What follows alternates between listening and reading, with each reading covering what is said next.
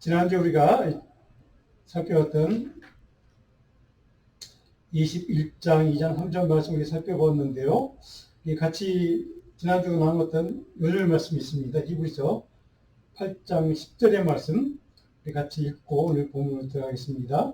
그날 후에 내가 이스라엘 집과 맺을 언약은 이것이니 내 법을 그들의 생각에 두고 그들의 마음에 이것을 기록하리라. 나는 그들에게 하나님이 되고 그들은 내게 백성이 되리라. 아멘. 오늘 같이 나눌 말씀은 이제 출애굽기 24장 말씀인데요. 우리 성경을 다 펴셔서 출애굽기 24장 구약 성경 118면입니다. 제 성경으로는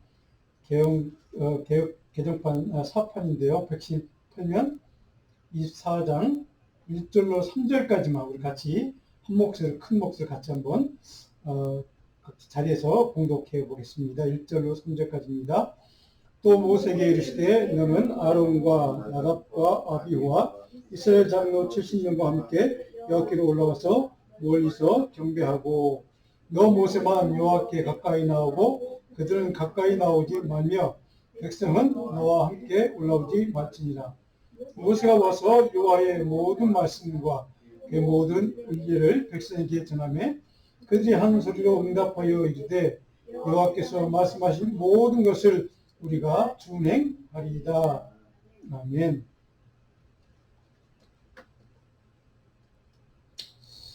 우리가 지난주에 살펴봤던 21장부터 23장까지의 출애굽기 말씀 내용은 이제 10계명을 우리가 이미 살펴봤던 그 계명을 주신 다음에 이스라엘 백성들에게 신앙의 공동체로 너희들이 어떤 사회 제도와 시스템과 질서와 또 그 질서, 사회 질서를 유지하는 그런 법들을 하나님이 구체적으로 그들에게 제시해주는 이야기가 기록되어 있습니다. 사회 질서 유지에 필요한 구체적인 법 조항들이었죠. 안식년, 거기에다가 안식년, 안식일, 또 우상숭배에 관한 법 조문을 우리가 23장 10절로 13절을 살펴봤고요. 23장 14절, 19절에 보니까 이제 각종 제사법이 있었죠. 특히 이스라엘 백성 남자 성인, 남성이 매년 1년에 3차례는 적어도 성전에 가서 하나님을 만나는, 예배하는 절기가 있었죠. 유월절, 맥주절, 수장절, 이런 절기도 있었습니다. 거기에 대해서 23장 마지막에 보니까 이제 사회 규범, 윤리 도덕적인 규범이겠죠. 하나님의 명령에 대해서 이스라엘 백성들이 어떻게 해야 하는지 이런 것들 자세하게 이제 가르쳐주는 말씀들이 기록되어 있습니다. 오늘 24장으로 넘어가면 24장 1절 말씀 첫 번째 큰 단락의 내용은 뭐냐면 신의 산이라고 하는 이제 산에서 하나님의 이스라엘 백성들, 특별히 모세를 대표해서 계약을 맺는 이제 장면이 기록되어 있습니다. 하나님과 이스라엘 백성들 사이에 언약 관계를 이제 맺는 것을 11절까지 쭉 기록해 놓고 있습니다. 이제 1절로 4절을 보니까 계약을 체결하기 전에 어떻게 계약을 체결할 것이 준비를 시키는 준비 과정이 1절로 4절까지 기록되어 있고요. 1절에 보니까 우리가 읽었던 말씀, 아론과 나답과 아비와 이스라엘 장로 70명이 대표죠. 이스라엘 백성들에게 이 대표 지도자들이 있고 모세가 있고 그 다음에 일반 백성들이 있죠. 그러니까 세 개의 큰 이제 덩어리로 이렇게 이스라엘 신앙 공동체를 이렇게 나누는 겁니다. 근데 2절에 보니까 1절 마지막에 여호와께로 올라와서 멀리서 경배하고 이 멀리 서서 이스라엘 지도자들 멀리 서서 경배해라. 2절에 보니까 모세는 어떻게 할 것이냐? 하나님께 가까이 나와라 이렇게 됐습니다. 모세만.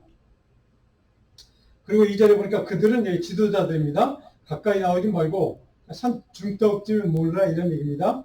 그럼 일반 백성은 어디에서 하나님을 이제 경배할 것인가?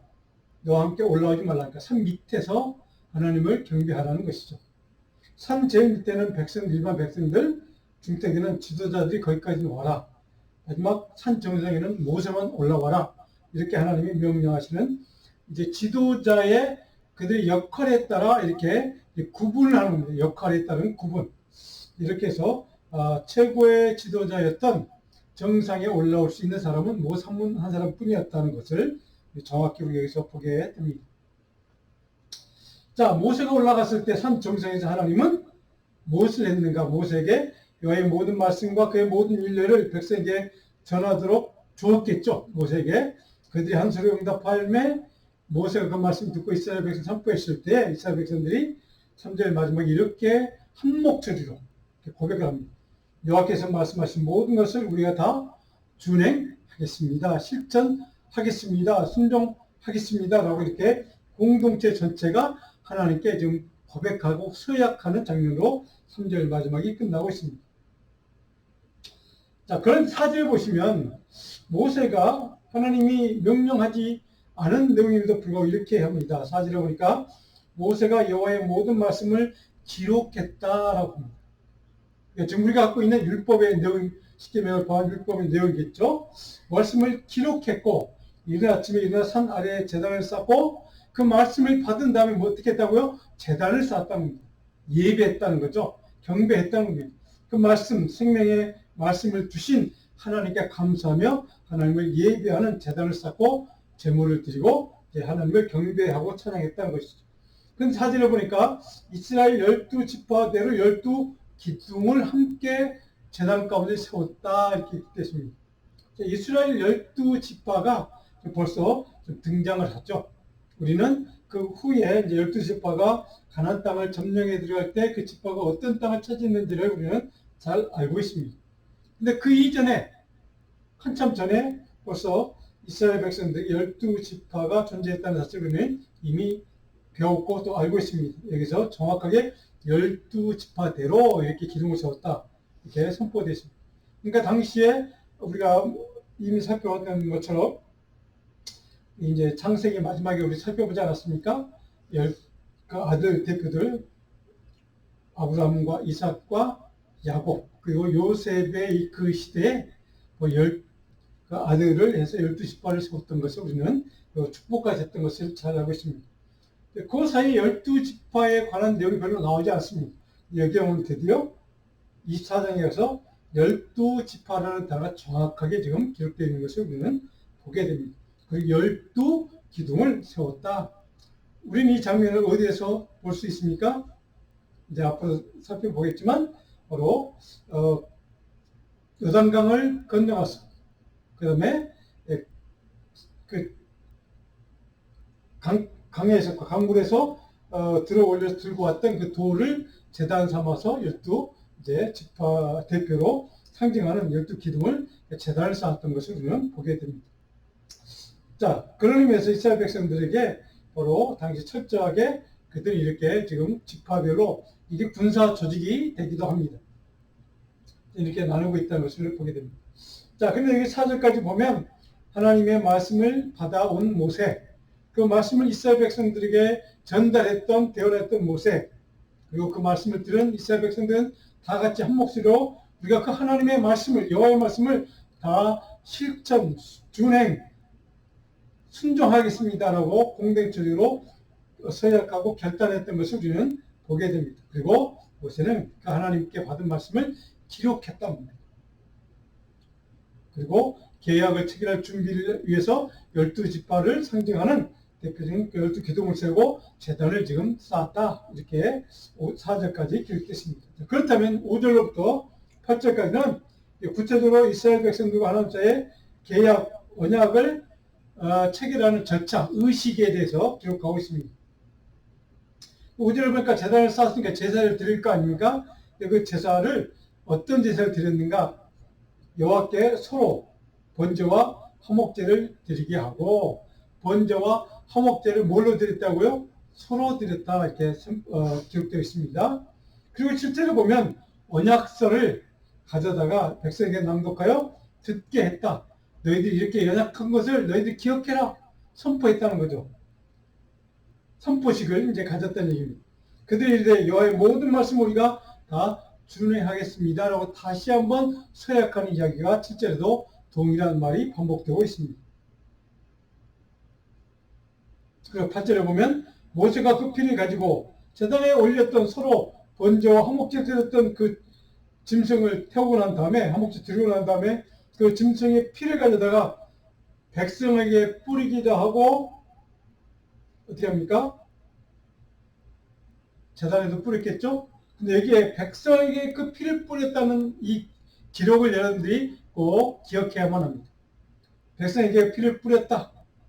너희도 이 언약식에 같이 동참했고 증언자라는 것을 정확하게 지금 이 모세가 확정짓게서 그들에게 너희도 이 계약의 동참자라는 것을 선포하는 의식입니다. 그들에게 피를 뿌리고 너희도 이 계약의 당사자야 라고 하는 것을 이렇게 선포하는 겁니다. 여호와께서 이 모든 말씀에 대하여 너희가 세우신 언약의 피라는 것을 정확하게 얘기하죠. 이 피는 하나님과 너희 사이에 맺은 너희가 동참했던 그 언약의 피야.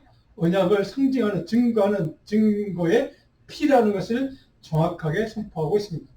자, 여기까지 5절부터 8절까지 내용은 제사에 단을 쌓고 좀 제사를 드리는 이야기, 12지파를 대표하는 12기둥을 세웠다는 얘기, 그 다음에 모세가 제사장 역할을 감당했겠죠. 물론 제물을 소를 준비했죠. 그리고 제물된 짐승의 피를 언약의 피라고 불렀고 그것을 이스라엘 백성들에게도 뿌렸다라고 하는 것을 우리는 이제 여기서 볼 수 있습니다. 자, 그런데 여기에서 드렸던 이스라엘 백성들 모세가 함께 드렸던 제사의 타이틀 제목이 뭡니까? 번제가 있고 화목제 이렇게 두 가지 우리가 잘 아는 단어들입니다. 물론 이 번제와 화목제는 이 레위기에 보면 이제 자주 등장하는 그 단어들인데요. 여기서 번제와 화목제가 굉장히 중요한 제사였습니다. 번제가 무엇인가를 한번 정리해 볼까요? 번트 와퍼, 그러니까 태운다는 겁니다. 짐승을 피를 다 뽑고 난 다음에 그 짐승을 태워서 하나님께 완전히 이제 헌신의 표현입니다. 그래서 이 번제라는 단어가 의미하는 뭐냐면 올라간다, 히브리 단어로 상승, 어센다, 상승한다는 뜻입니다. 하나님께 향기로운 제물로 올려드린다는 뜻입니다. 희생제물을 태워서 연기가 올라가는 거 아닙니까? 그것은 완전한 헌신을 뜻한다. 완전한 헌신. 그래서 나의 모든 걸 태워서 하나님께 다 드립니다 라고 하는 완전한 헌신을 상징하는 제사가 바로 이 번제라는 것입니다. 자, 그렇다면 화목제가 있죠. 영어로는 peace offering이라고 되어 있습니다. 화목제. 자, 히브리어로 이 화목제는 뭐냐면 보상한다, 보답한다는 뜻입니다. 하나님의 은혜에 우리가 보답한다는 뜻입니다. 보답한데 어떻게 보답할까요? 하나님과의 깊은 영적인 교제하면서 하나님과의 영적인 깊은 대화하면서 하나님께 감사하는 표현이기도 합니다.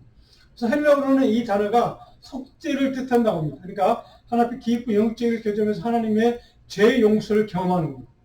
바로 이것이 이제 지금 제가 설명드린 화목제 본래의 목적이었다고 합니다.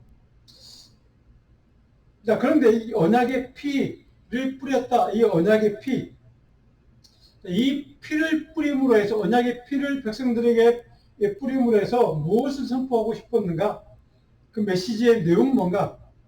첫 번째는 하나님과의 하나됨을 선포하는 예식이 바로 언약의 피를 뿌리는 거였습니다. 이스라엘 백성들이 언약의 피를 뿌리면 너희도 하나님과 하나된 존재들이다 하는 것을 상징적으로 표현한 겁니다. 두 번째로 하나님의 백성이 되었다는 것을 선포하는 의식이라고 합니다.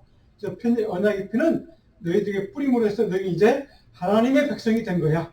하나님의 거룩한 자녀가 된 거야 라고 하는 것을 선포하는 예식이라고 합니다. 그 다음에 제사장 나라가 될 것을 선포하는 이야기. 우리가 지난번에 살펴봤죠. 너희는 이제 하나님의 제사장 나라가 되는 거야. 이 땅의 모든 족속들을 대신하는 제사장 나라, 거룩한 하나님의 백성, 거룩한 하나님의 제사장 나라가 될 거야 라고 하는 것을 선포한다는 뜻이라고 합니다. 그 다음에 거룩한 백성이 되었음을 선포하는 예식입니다. 자, 그런데 피, 잘 아는 의미죠. 동물의 피는, 지금 소의 피는 무엇을 상징합니까? 생명을 상징하는 거 아닙니까? 동물의 피는 생명을 상징합니다. 동물의 피를 그들에게 뿌려서 생명을 상징하는 그 피를 뿌려서 너희가 하나님과의 계약관계, 하나님의 계약 언약의 백성이요, 그러니까 하나님의 백성이 되었음을 선포하는 예식으로 피를 뿌렸다면 오늘 이 피를 그렇게 뿌리는 의식은 오늘 시작 시대 예수님의 십자가의 보혈의 그 의미와 맞닿아 있는 그런 구원과 생명을 살리는 그런 죄 용서와 화목의 의미가 있는 피를 그들에게 뿌렸다는 의미가 있습니다. 레위기 17장 11절을 보면 구약성경에서 피는 이렇게 해석되고 있습니다. 같이 한번 읽어볼까요? 육체의 생명은 피에 있습니다. 내가 이 피를 너희에게 주어 제단에 뿌려 너희의 생명을 위하여 속죄하게 하였나니 생명이 피에 있으므로 피가 죄를 속합니다. 정확한 의미죠. 피를 뿌림으로 해서 죄에 대한 속죄를 의미하는 피, 그래서 영원한 생명을 다시 살리는 의미가 있는 피를 제단에 뿌리고 이스라엘 백성들이 지금 모세가 뿌렸다는 의미가 바로 그런 뜻입니다. 그래서 여기 17장 11절은 바로 오늘 본문에 있는 이 사건을 정확하게 요약해주는 말씀이다. 자, 그런데 마태복음 26장 28절에는 또 이런 말씀이 있죠. 예수님께서 성찬 예식 때 하신 말씀, 잔을 나누고 포도즙을 나누면서 이렇게 선포합니다. 이것은 죄 사함을 얻게 하려고 많은 사람을 위하여 흘리는 바 나의 피 곧 언약의 피다. 정확하게 오늘 본문에 있는 이야기를 예수님이 그대로 인용하신 겁니다. 그렇죠? 그래서 예수 그리스도의 보혈의 피, 십자가의 피와 바로 이 오늘 구약시대, 바로 오늘 본문을 비롯해서 많은 구약의 성경에 기록되어 있는 제단의 짐승의 피를 뿌린, 그리고 오늘 본문에 이스라엘 백성들에게 뿌린 그 피의 의미는 너희가 속죄를 받았어. 영원한 하나님의 백성이 되었어. 거룩한 하나님의 자녀가 되었어. 이것은 나의 언약의 피야. 너희는 내 백성이야. 라고 하는 것을 상징적으로 의미하는 피 뿌림이었다는 사실을 우리는 여기서 깨닫게 됩니다. 자, 그랬더니 이런 보혈의 피의 의미를, 구약시대 제사의 그 피 뿌림의 의미를 히브리서 기자는 이렇게 해석합니다. 히브리서 9장 22절 말씀을 같이 한번 읽어볼까요? 율법을 따라 거의 모든 물건이 피로써 정결하게 되나니 피 흘림이 없은즉 사함이 없느니라. 피로 말미암아, 율법에 따라 거의 모든 물건이 피로 말미암아 정결하게 깨끗하게 되는 것처럼 피 흘림이 없은즉 너희의 죄 용서함도 없다. 반대의 말로 하면, 반대로 말하자 표현하면 예수 그리스도의 보혈의 피 흘림이 있으므로 너희가 죄 용서 받았다는 뜻입니다. 이것이 바로 오늘 본문에 있는, 바로 이 24장에 있는 바로 언약의 피를 그들이 뿌렸다는 바로 그 사건이 의미하는 정확한 신약적인 해석이요, 신약적인 의미요, 예수 그리스도 십자가에 세워주신 보혈의 피의 의미라는, 목적이라는 것을 우리는 정확하게 알 수가 있습니다. 자, 그렇다면 이 언약을 체결하는 제사를 드린 다음에 그들은 어떻게 행동하는가? 7절과 10절, 11절을 보면 이렇게 뜻입니다. 7절에 이렇게 언약을 하죠. 언약서를 가져다가 아까 우리가 읽었던 말씀 아닙니까? 백성에게 낭독하여 듣게 하는 그들이 이르되 여호와의 모든 말씀을 우리가 다 준행하겠습니다라고 정확하게 언약을 그들이 인정하고 하나님께 서약을 하는 장면이 7절에 기록되어 있습니다. 그리고 10절과 11절을 보니까 그들에게 이렇게 하나님이 은혜를 주셨다는 것을 정확히 선포합니다. 10절에 이스라엘의 하나님을 그들이 보니 하나님을 만났다는 겁니다. 11절에도 그들은 하나님을 뵙고 먹고 마셨다라고 기록합니다. 그러니까 이 예식을 참여함을 통해서 그 언약의 공동체 속에 참여함으로 서약함을 통해서 그들이 하나님의 거룩의 백성이 되었고 비로소 그들은 하나님을 보게 됐다. 만날 수 있게 됐다. 하나님을 영적으로 깊이 교제할 수 있게 되었다는 것을 표현하고 있습니다. 다른 말로 하면 우리가 지금 살펴볼 바로 이제 본문의 내용인데 하나님의 영광의 임재를 그들을 직접 경험하게 됐다는 것을 뜻하는 말씀이랍니다. 하나님을 직접 대면하고 만났다는 것을 상징하는 표현이랍니다. 백성들이 한 마음으로 이 언약에 동의함으로 하나님의 공동체 식사를 같이 나누고 하나님과 교제하고 이스라엘 백성들이 서로 거룩의 백성으로 하나님의 잔치에 참여했다는 것을 상징하는 표현이랍니다. 우리는 여기에서 떠올리는 단어가 하나 있죠. 뭡니까? 성만찬 예식입니다. 그렇죠? 하나님과 예수 그리스도와 교제하고 마지막 떡과 포도즙을 나눔으로 해서 성찬 예식에 참여함으로 그들 하나님과 교제하고 하나님의 언약의 백성으로 하나님 나라의 그러한 은혜에 참여할 수 있는 그러한 자격을 그들은 누리게 되었다는 것을 우리는 깨닫게 됩니다. 자, 그렇다면 이 언약을 체결하는 제사가 있은 다음에 이스라엘 백성들은 어떻게 반응하는가가 오늘 본문 24장 후반부의 내용입니다. 12절부터 18절까지 내용이 그 두 번째로 시내산 정상에서 하나님이 이제 모세를 올라오라고 하고 거기서 40일 동안 묵상하고 기도하는 그런 이야기가 기록되어 있습니다. 자, 12절에 하나님이 이렇게 말씀하십니다. 여호와께서 모세에게 이르시되 너는 산에 올라 내게로 와서 거기 있으라. 시내산에 올라와서 나와 함께 머물라, 이런 뜻입니다. 내가 그들 가르치도록 내가 율법과 계명을 친히 기록한 돌판을 너에게 줄 거야. 친히 돌판에 새겨진 그 계명을 너에게 줄 거야 라고 하는 말씀이 정확하게 기록되어 있습니다. 우리가 보통 십계명 용어로 보면 십계명을 돌판을 받은 그 장면을 우리는 연상이 됩니다. 하나님의 계약의 말씀, 언약의 말씀, 십계명을 기록했던 친히 하나님 기록한 돌판을 내게 줄 테니까 내 산에 올라와서 나와 함께 머물러. 그 거사에 뭐 했을까요? 모세는 하나님 말씀을 배웠고 듣고 묵상했을 것입니다. 하나님과 교제를 했을 겁니다. 하나님과 깊은 영적인 교제를 나눴을 것입니다. 하나님의 말씀의 뜻을 정확하게 들었을 것입니다.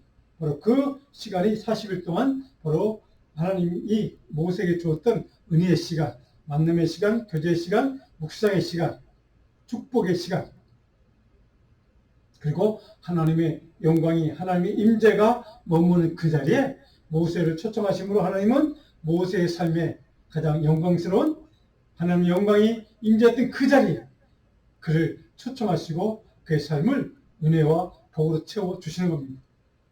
저는 저와 여러분에도 우리 삶에도 우리 신앙생활에도 이런 은혜가 있기를 간절히 축원합니다. 하나님의 은혜의 자리에 초청하시고 그 자리에서 하나님의 영광의 임재를 맛보고 하나님을 만나고 하나님과 깊이 영적으로 교제하는, 그래서 하나님의 생명의 말씀을 받는 복, 하나님의 은혜와 축복이 머무는 그 자리에 하나님과 함께 머물러서 하나님과 함께 교제하는 축복의 자리, 그 은혜의 지경이 저와 여러분과 우리의 가정, 우리 교회가 되기를 주님으로 간절히 축원하고 축복합니다. 자, 13절에 보시면 근데 모세가 그 산에 올라가기 전에 누구를 한 사람 데리고 갑니다. 13절에 보니까 이렇게 읽겠습니다. 모세가 그의 부하 여호수아와 함께 일어나 모세가 하나님의 산에 올라가며 차기 지도자 영적인 리더가 될 여호수아와 함께 동반해서 그를 그 산, 하나님의 모세에게 허락했던 그 산에 그를 지금 데리고 해서 동반해서 자기가 경험했던 거 하나님 영광의 임재 그 자리, 은혜의 자리, 축복의 자리, 그 자리에 그를 함께 동반해서 그를 초청해서 지금 그를 그 자리에 인도해서 가는 겁니다. 왜 그랬을까요? 16절에 그 답이 나와 있습니다. 여호와의 영광이 시내산 위에 머무르고, 그렇죠? 하나님의 영광이 머무른 그 자리에 모세와 자기를 이어서 차기 이스라엘 백성들의 가나안 땅 정복 전쟁을 감당해야 될 지도자 여호수아를 데리고 그 영광이 머무는 그 자리에 같이 초청해서 데리고 가면서 너도 그 하나님의 영광을 경험하라. 너도 그 자리에서 그 진영에서 하나님이 주시는 말씀을 배우고 깨닫고 하나님이 주시는 영적인 은혜와 복을 체험하라고 하는 그 은혜의 자리로 그를 동반해서 데려가고, 16절에 보니까 구름이 엿새 동안 산을 가리더니 그 영광의 임재의 자리, 하나님의 영광의 임재가 있는 그 자리에 엿새 동안 함께하면서 하나님과 교제하도록 여호수아한테 그 기회를 지금 모세가 주었다는 뜻이랍니다. 17절에 보니까 산 위에 여호와의 영광이 이스라엘 자손의 눈에 명렬한 불처럼 보였다.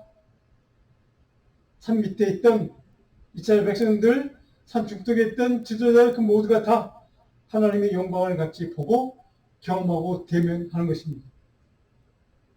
18절에 보니까 모세는 굴 속으로 들어가서 모세가 40일 40야를 산에 있었느니라 라고 기록합니다. 여호수아가 모세 후계자 여기서는 처음으로 등장하는 것을 우리는 보게 됩니다.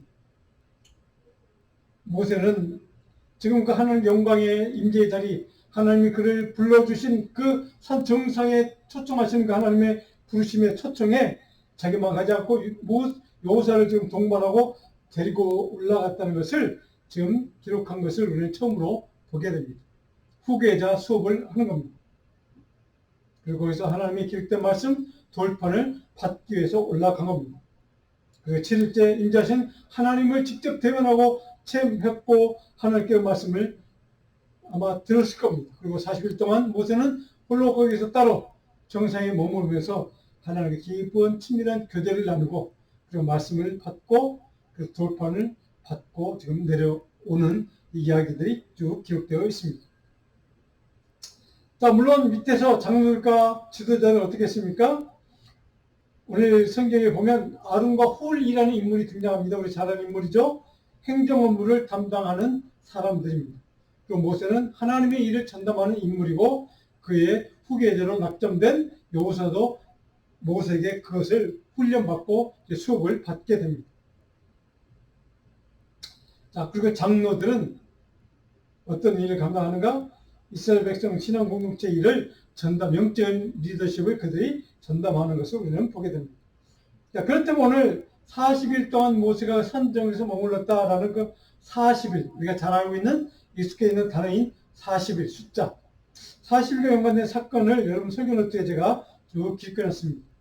한번 볼까요? 노아의 홍수 사건, 모세가 시내산 체류한 사건 그 기간, 12명 가나안 정탐꾼이 갔다 왔던 그 시간들, 모세가 2차로 시내산에 올라갔던 그래서 머무른 시간, 엘리야 선지자가 호렙산을 여행을 할 때 거기서 머물렀던 그 시간, 요나라는 선지자가 니네 백성들의 회개를 촉구했던 그 관련된 시간, 요나서 성경 구절까지 있습니다. 한번 꼭 찾아서 읽어보십시오.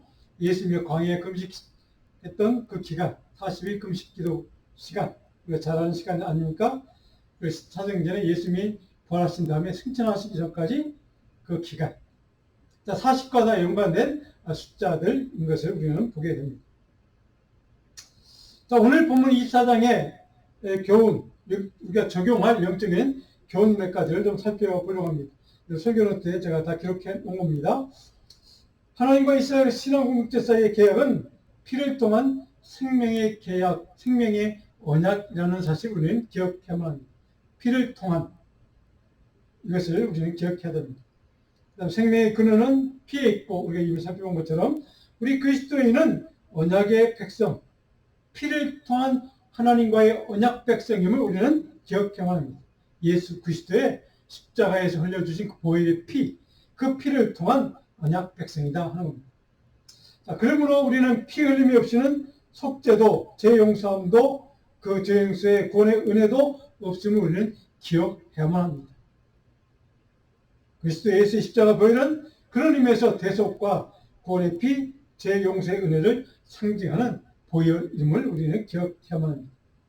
자, 이런 식과 관점에서 우리의 예배는 우리가 매주마다 드리는 예배, 이 모든 예배는 우리의 생명을 주님께 드리는 burnt offering, 모든 것을 헌신해 드리는 하나님께 향기의 제물을 올려드리는 헌신의 결단의 시간이 바로 예배임을 우리는 반드시 기억해야만 합니다. 그리고 모세가 40일 동안 하나님의 영광의 임재 가운데 머무르면서 말씀을 듣고 배우고 깨닫고 하나님과 깊이 교제했던 그 은혜의 시간, 하나님의 만남의 시간, 묵상의 시간, 그 은혜의 시간이 바로 그의 남은 사역을 40년 동안 광야를 이끌어가는 그 사역을 감당하기에 바로 그가 필요했던 모든 하나님의 능력과 지혜와 은혜와 권능을 받았던, 경험했던 그 복된 자리임을 우리는 기억해야만 합니다. 그런 관점에서 저와 여러분 인생에도 우리 신앙생활에도 바로 그 시간이 필요합니다. 하나님의 능력을 입고 권능을 입고 하나님의 은혜를 체험하는 하나님 깊이 영적인 만남과 교제를 나눌 수 있는 그런 시간이 은혜의 시간, 은혜의 지경, 은혜의 자리가 우리에게도 필요하다는 사실을 우리는 꼭 기억하고 늘 우리가 기도할 때 하나님과 묵상하면서 말씀 읽을 때 이 은혜를 부어달라고 늘 하나님께 기도할 수 있기를 바랍니다. 이런 하나님과 만남의 시간이 우리 신앙생활과 영성을 풍성하게 만드는 그런 힘을 다시 한번 기억했으면 좋겠습니다. 오늘 요절 말씀 로마서 6장 4절 우리 같이 한번 제가 같이 한 목소리 읽고 마무리하겠습니다. 요절 말씀 같이 읽습니다. 그러므로 우리가 그의 죽으심과 합하여 세례를 받음으로 그와 함께 장사되었나니 이는 아버지의 영광으로 말미암아 그리스도를 죽은 자 가운데서 살리심과 같이 우리로 또한 새 생명 가운데서 행하게 하려 함이라. 보혈의 피를 통하여 하나님과의 언약의 백성이 된 저와 이런 우리 성도들은 새 생명 가운데 살아가야 될 존재인 것을 바울 사도를 통해서 하나님은 정확하게 우리에게 이렇게 말씀해 주고 있습니다. 새 생명 가운데 거하는 복된 은혜의 지경에 머무는 참된 신실한 믿음의 백성들, 믿음의 종들로 살아가는 저와 여러분 우리 자녀들 되기를 주님의 이름으로 다시 한번 축복하고 축원합니다. 기도하겠습니다.